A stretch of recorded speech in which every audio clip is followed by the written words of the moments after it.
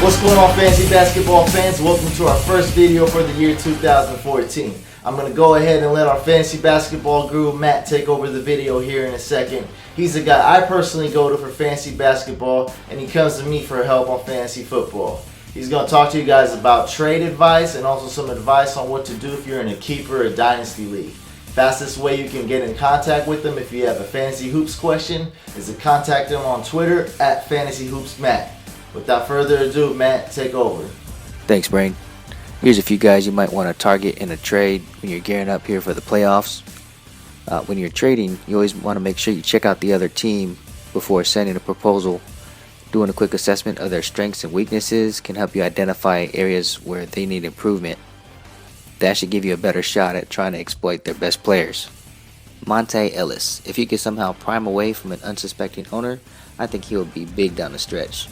Dallas has a favorable schedule, and with Dirk not getting any younger, the Mavs will look for Monte to pick up the slack.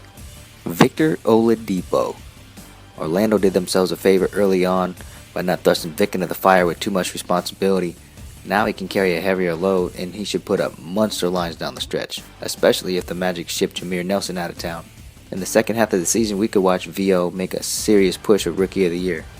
Joe Johnson. Brooklyn is one of the teams with the most games remaining on the schedule.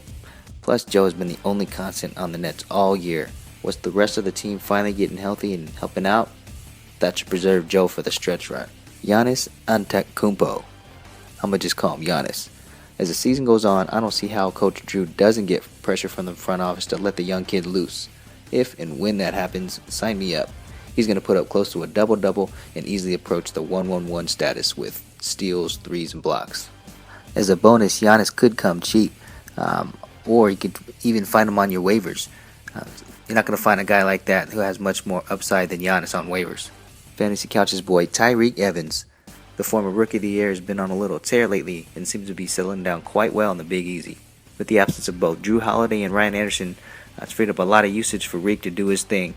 Anderson's questionable return this season, and with Holiday on the mend indefinitely, Reek should be peaking for a while.